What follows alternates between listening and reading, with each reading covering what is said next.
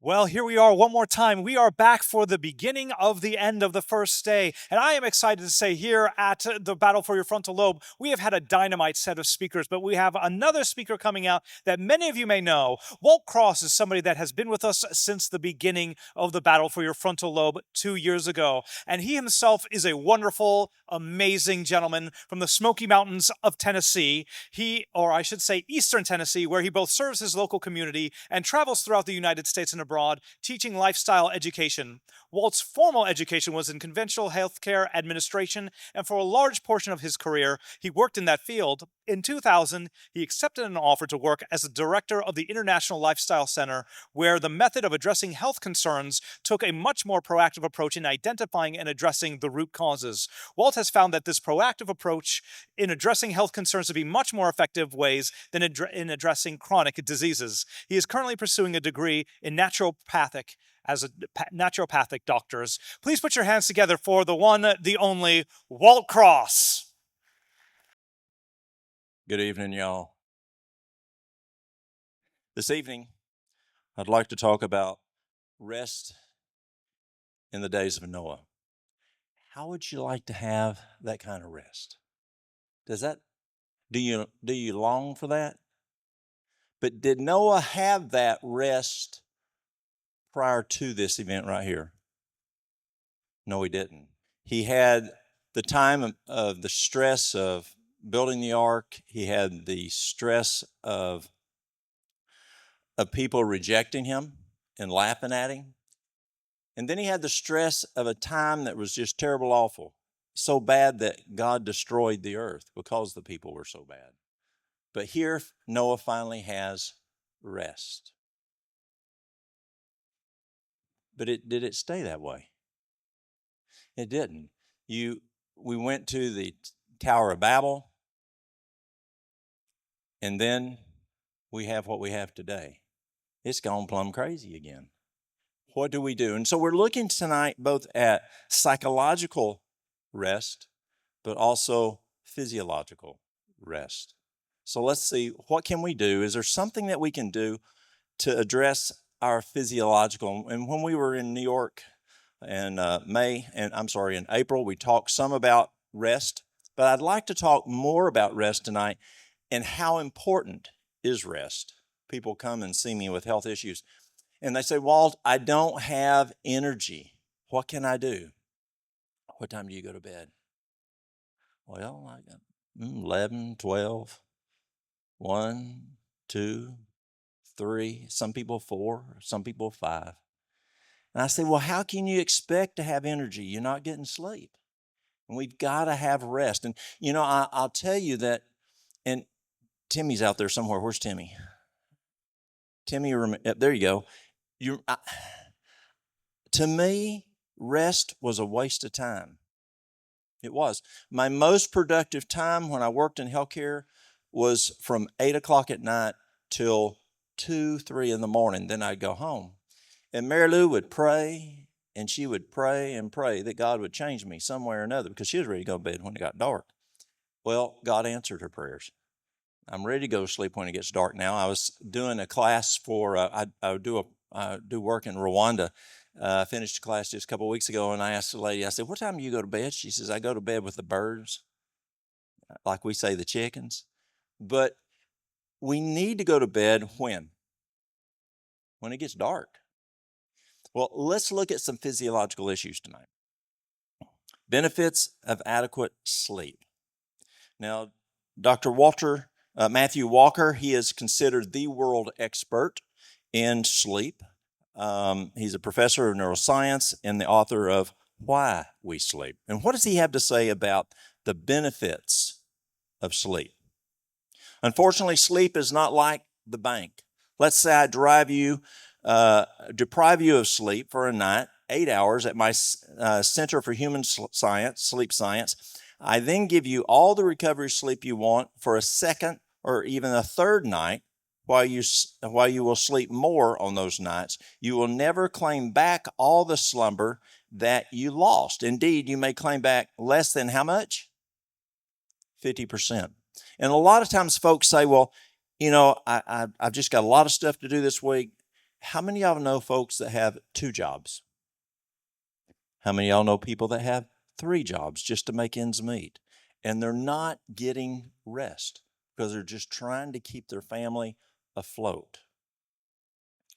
And the challenge is, well, I'll catch up on the weekend. And that's what I did when Timmy and I used to work together, and I'd have classes I never had a class later than 8 o'clock, usually at 7 o'clock. This is back when we were in school together.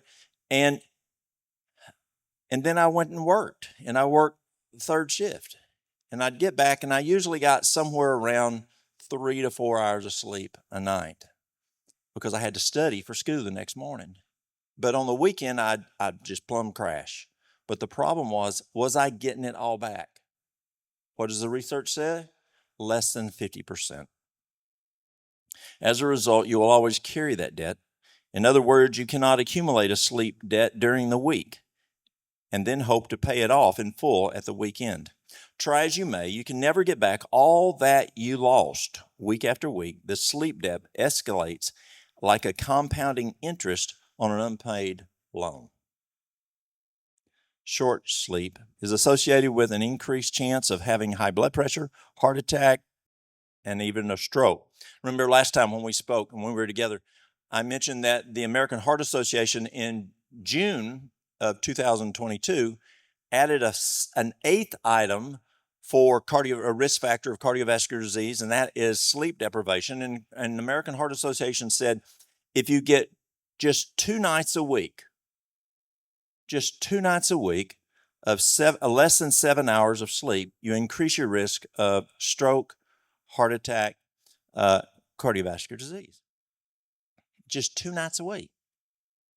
And hypertension. Insufficient sleep is fast becoming one of the most significant lifestyle factors that many influence whether you go on to develop the form of dementia called what? Alzheimer's. What has happened to this country and actually other countries today that we see a problem with people not getting their sleep? Computers, gaming, Facebook, whatever. Folks are so addicted to their iPhones that they're not sleeping. And it is significant. The ding. Oh, I got to see who just gave me a ding. You know them people? It might be you. Oh, about to fall asleep. Ding. Oh, who was that? You know what I'm talking about? There is a global experiment conducted on over 1.5 billion people across 70 countries twice a year.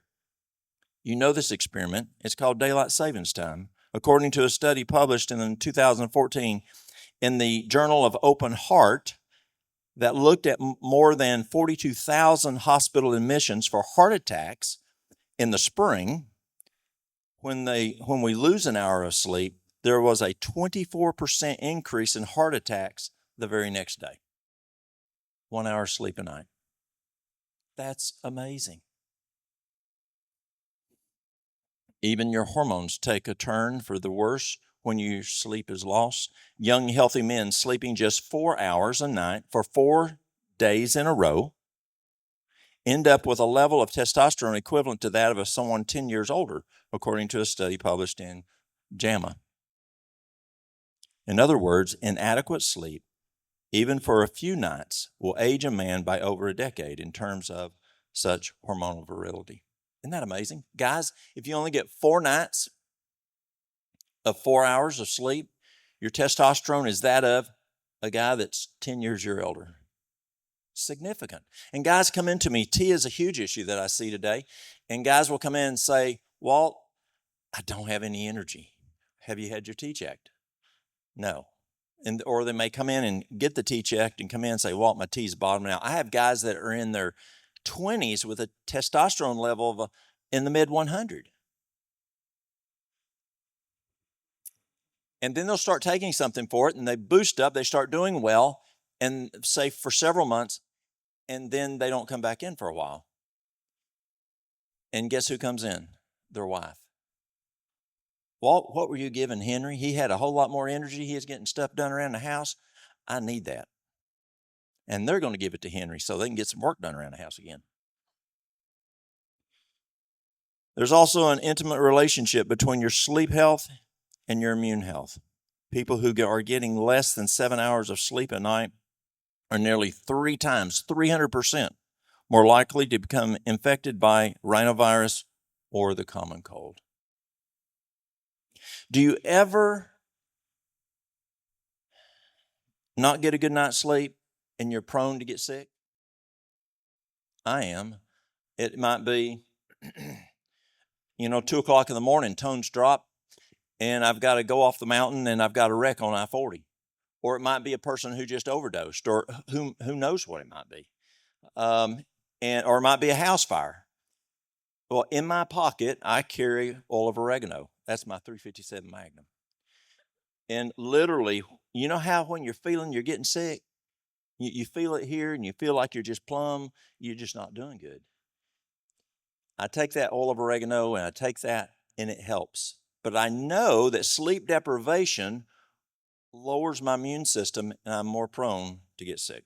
And research shows it here. A lack of sleep significantly increases anxiety and is associated with higher rates of depression. Recently, studies have shown that insufficient sleep markedly increase the chances of suicidal thoughts, suicide planning, and tragically, suicide completion. Just lack of sleep. Now, how much does sleep cost? It's pretty affordable.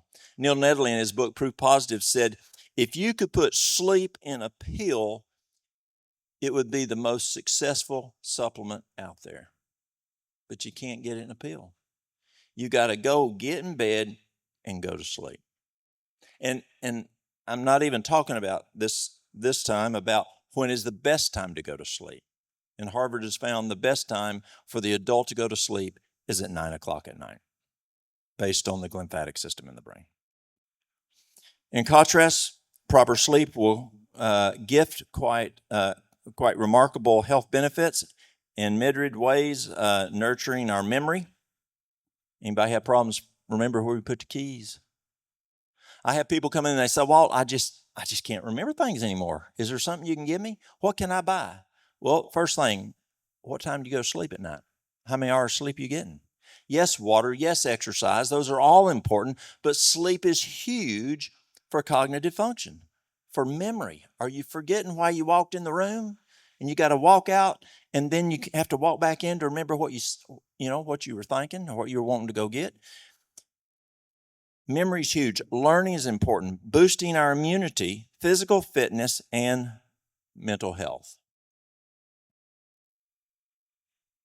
Weekly rest. Weekly rest is important.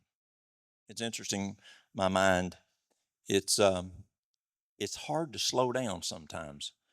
Mary Lou gives me ashwagandha at night, and that calms it down so I can fall asleep. But does your mind ever torment you? I mean, it's just, I got to do this, and I got to do this, and I didn't get this done, and when am I going to get this? Anybody like that? Or maybe I'm just different. But there are 6 days a week that my mind often is tormented because I just have that kind of mind because I want to do a lot. And I can't do it all. But something miraculously happens about this time every week.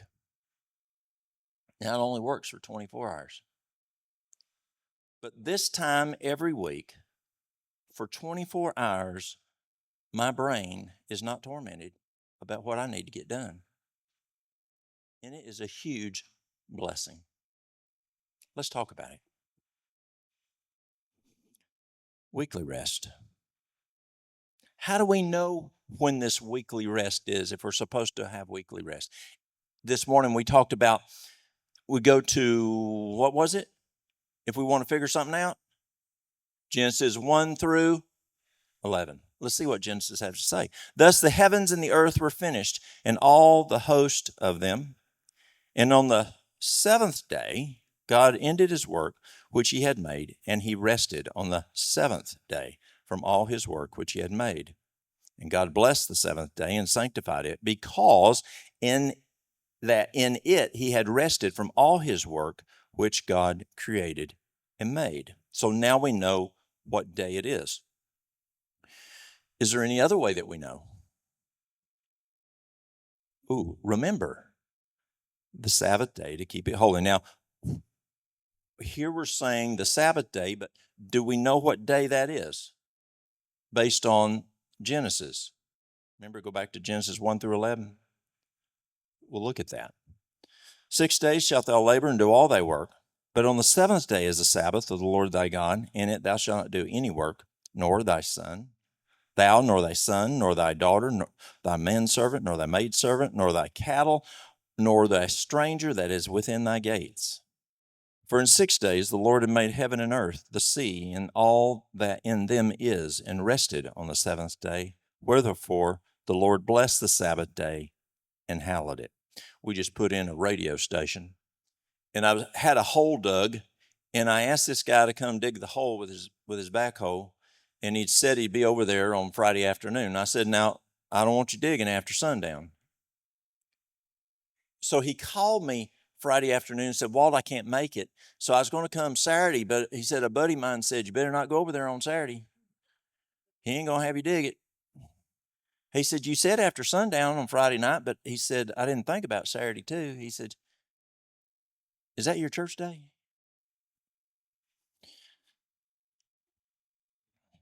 People of different faiths are rediscovering the practice on Sabbath.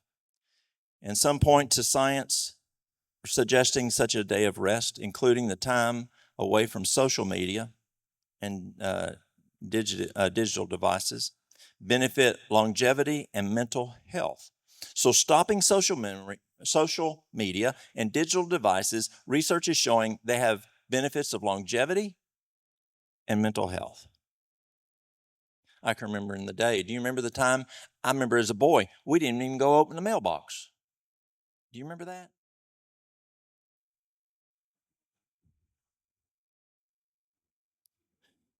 In 2005, National Geographic published the findings of scientists funded in part by the United States National Institute on Aging, who traveled around the globe to learn the secrets of longevity from populations that had high rates of centurions, few deadly diseases, and more healthy years of life. Among them are Seventh-day Adventists in Loma Linda, California.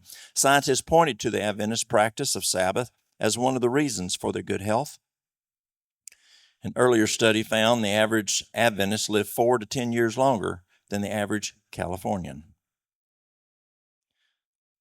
A more recent 2014 study co-authored by Professor Jerry Lee at the School of Public Health at Loma Linda University looked at the correlation between Sabbath keeping and mental health and well-being. According to the research, Lee said refraining from secular activities on Sabbath was associated with better mental health and better physical health. The professor currently is working on another study measuring stress hormones levels before and after Sabbath. And most interesting to him, he said, is a study showing fewer deaths during Shabbat in Israel. Isn't that interesting? So let's look at these days of creation. Let's go back to day 1 was created what? Light. Day 2, the firmament. Day 3, well, he went and took, on day 2, he had the waters. He separated the waters by the firmament. And on day 3, he went and kind of pulled up the waters, and he made dry ground. And on day 4, he created the sun, the moon, the stars. On day 5, he created the birds and sea creatures. On day 6, the land, animals, and humans. In day 7, God rested. So if we look at this, we would say, in the Bible it says day 1, 2, 3, 4, 5, 6, 7. And today we call that what? Sunday, Monday, Tuesday, Wednesday, Thursday, Friday. Some folks say Saturday, which is the Roman when I was a boy, we were only allowed to say Sabbath. I had a friend come by recently, just a couple of weeks ago. He's a state trooper, and it was at night, and we were getting ready to leave, but lights drove up, and Mary Lou goes, someone's out front. So I went out there, and he gets out of his trooper car, and he's decked out like this in his uniform. He comes, and we sit there, and he said, can you help me understand something? I said, what's that? He said, the Bible, is it one book or is it two books? I said, well, there's Old Testament, New Testament, but I believe it's one book. He said, because there's an old covenant and a new covenant. And he says, God got rid of the old covenant. We're in the new covenant. So does that mean the Old Testament is gone? I said, well, let's look. So I said, let's look here. We have a law. The first law says, thou shalt have no other gods before me. Did God get rid of that law? And your answer would be, no. And then he had another one. Thou shalt not make unto thee any graven images. Did God get rid of that law? No. Thou shalt not take the name of the Lord thy God in vain. Did God get rid of that law? No. How about honor thy father and thy mother? Did God get rid of that law? No. Thou shalt not kill or murder. I said, God get rid of that law? I mean, here's a state trooper. Are you going to throw somebody in jail for murder? He goes, yeah. Well, he must not got rid of that one. I said, thou shalt not commit adultery. I said, is that a problem? Could that be a legal issue? He goes, yeah. Okay. Did God get rid of that one? No. I said, thou shalt not steal. Well, you're a state trooper.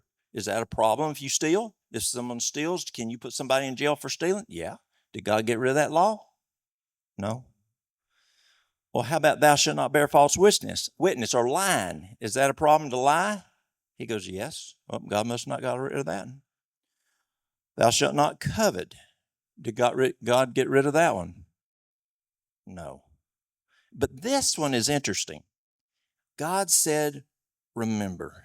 And I said to my friend, do you ever tell your kids when they're starting to do something that they're real busy and you say, now remember, be home at this time, or remember, don't do that?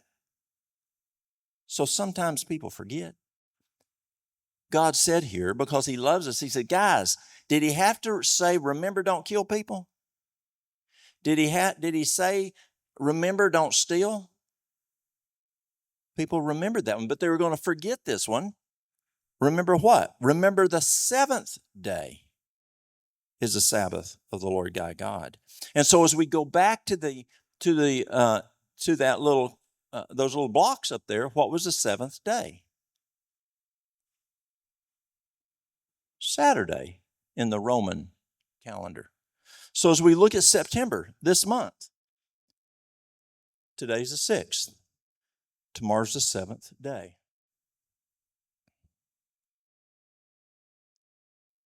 So remember the Sabbath day to keep it holy. 6 days shalt thou labor and do all thy work. But the 7th day is the Sabbath of the Lord thy God. In it thou shalt not do any work. Y'all, that's a blessing.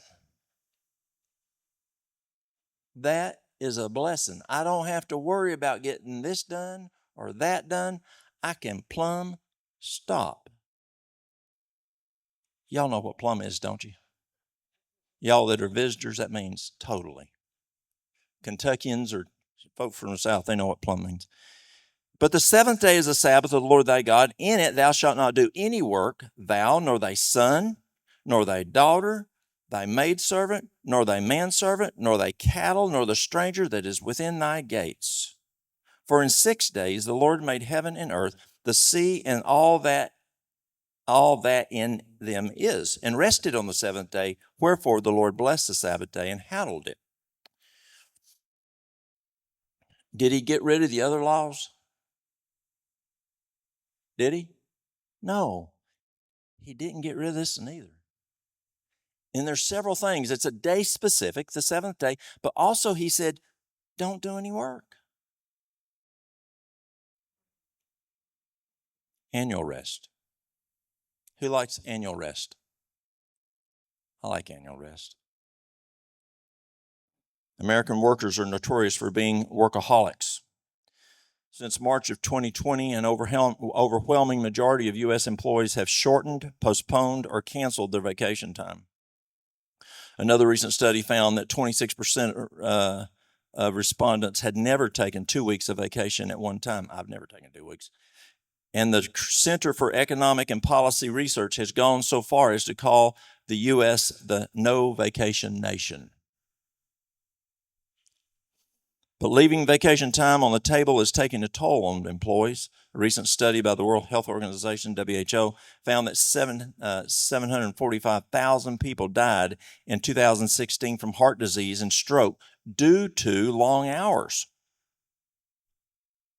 745,000 people died from heart disease and a stroke due to long hours. Research found that working 55 hours or more a week was associated with 35% higher risk of a stroke and a 17% higher risk of dying from heart disease than workers on a work week of 35 to 40 hours. Y'all, I have never worked a work week less than 40 hours. Why? Well, part of it, when I was a boy, I was raised up on a farm and you were told to work. But the other is, yes, we have a drive. We have a drive to get work done. We have a drive to take care of the family. My daddy told me, he says, your job is to take care of your family. When you get married, you better put food on the table. You better put a roof on the house. And he says, your job is to work as the man of the house. And we're taught that as boys. But do we need to take time? We do. Taking vacation time is essential to employee survival. That's because time off from work is integral to well-being, sustained productivity, and high performance.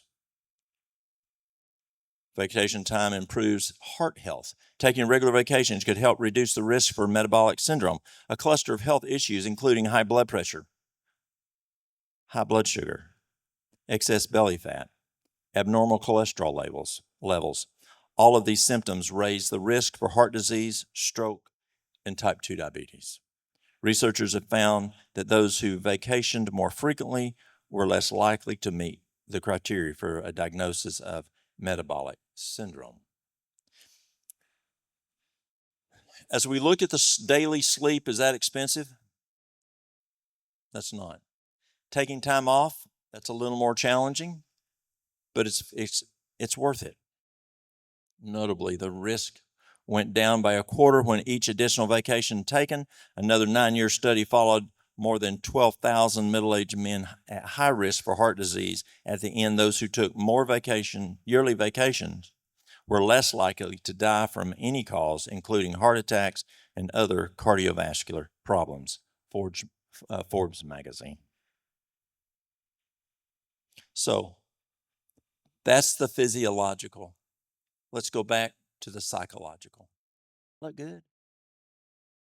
Does that not look like something you would enjoy doing? I mean, they don't have the challenges of pre-flood there. They can enjoy just nature. It kind of looks like up at the house where I am, up on the mountain. You don't see nobody. You don't see any houses, nothing. It's just, you just see the mountains and the bears and everything else up there. How many are interested in that type of rest? Can we get that kind of rest? Do we have the possibility of that kind of rest?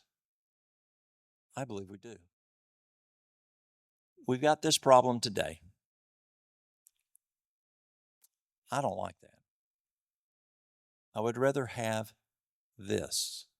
But can we have this? Can we have this?